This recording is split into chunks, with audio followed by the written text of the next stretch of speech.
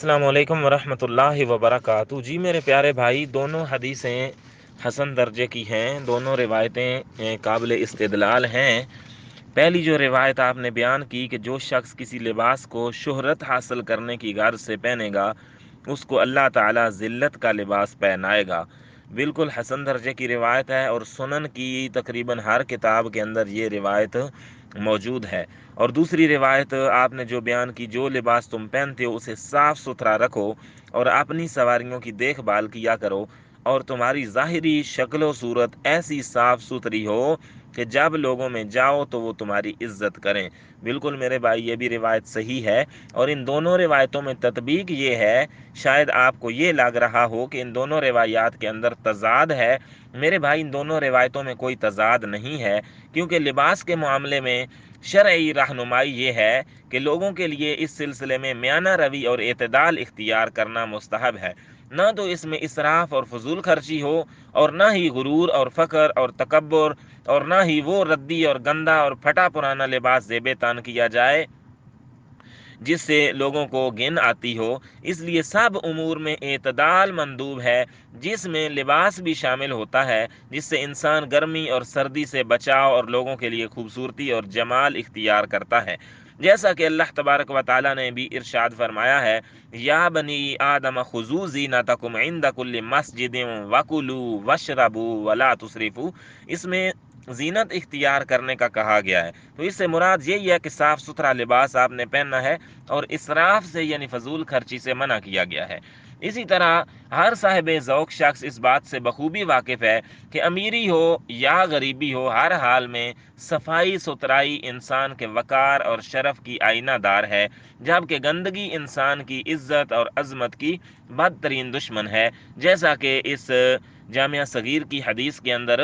بتایا گیا ہے۔ دین اسلام نے جہاں انسان کو کفر اور شرک کی نجاستوں سے پاک کر کے عزت اور رفعت عطا کی، وہیں ظاہری طہارت، صفائی ستھرائی اور پاکیزگی کی اعلیٰ تعلیمات کے ذریعے انسانیت کا وقار بلند کیا۔ بدن کی پاکیزگی ہو یا لباس کی ستھرائی، ظاہری حیت کی عمدگی ہو یا طور طریقے کی اچھائی، مکان اور ساز و سامان کی بہتری ہو یا سواری کی دلائی، الغرض ہر چیز کو صاف ستھرا اور جاذب نظر رکھنے کی دین اسلام میں تعلیم اور ترغیب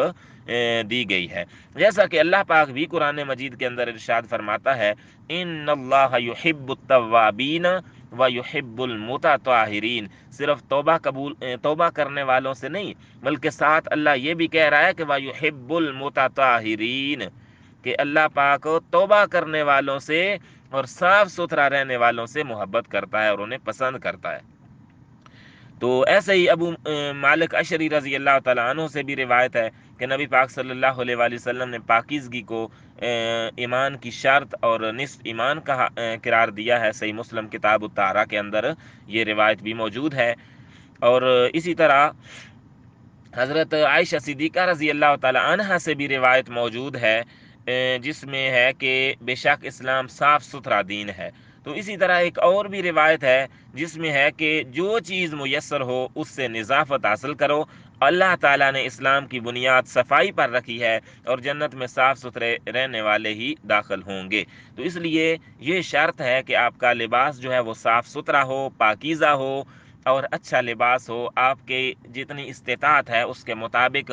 آپ کو کھانے پینے کی اور لباس استعمال کرنے کی اجازت ہے، لیکن ایک تو آپ نے اسراف نہیں کرنا یعنی فضول خرچی نہیں کرنی، اور دوسرا آپ میں غرور اور تکبر نہیں ہونا چاہیے، کیونکہ اس سلسلے میں بھی متعدد نبی پاک صلی اللہ علیہ وآلہ وسلم کی احادیث موجود ہیں کہ آپ صلی اللہ علیہ وآلہ وسلم نے تکبر اور غرور کرنے والے کو پسند نہیں کیا، اور نہ ہی اللہ ایسوں کو پسند کرتا ہے، جیسا کہ ٹخنوں سے نیچے کپڑا لٹکانا، یا جو پہلے لوگ کپڑا لٹکا لیا کرتے تھے، تو اس طرح کا مطلب جو بھی غرور اور تکبر کی علامت ہو، ایسوں کو سختی سے منع کیا گیا ہے، اور حدیث کے اندر سخت وعید ہے ایسے لوگوں کے لیے۔ تو یہ جو جامعہ صغیر کی آپ نے حدیث بیان کی ہے، یہ حضرت سہل بن حنظلہ رضی اللہ تعالیٰ عنہ سے مروی ہے کہ نبی پاک صلی اللہ علیہ وآلہ وسلم نے ارشاد فرمایا، جو لباس تم پہنتے ہو اسے صاف ستھرا رکھو۔ آگے جیسا کہ آپ نے یہ حدیث بیان کی ہے بالکل ویسے ہی حدیث یہ موجود ہے۔ تو اس لیے میرے بھائی، صاف ستھرا رہنا ہے، اور لباس شہرت کے لیے نہیں پہننا کہ میں اگر پہنوں گا تو لوگ واہ واہ کریں گے کہ واہ کیا خوبصورت اور عمدہ لباس پہن رکھا ہے۔ صاف ستھرا رہنا ہے، پاکیزگی کو اور طہارت کو اختیار کرنا ہے، اور غرور اور تکبر کے اور دکھلاوے کے، ریاکاری کے بالکل قریب بھی نہیں جانا، کیونکہ جو غرور تکبر میں پڑ گیا وہ تباہ و برباد ہو گیا، اسے نہ اللہ پسند کرتا ہے اور نہ اللہ کا رسول اسے پسند کرتا ہے۔ واللہ اعلم بالصواب۔ السلام علیکم ورحمۃ اللہ۔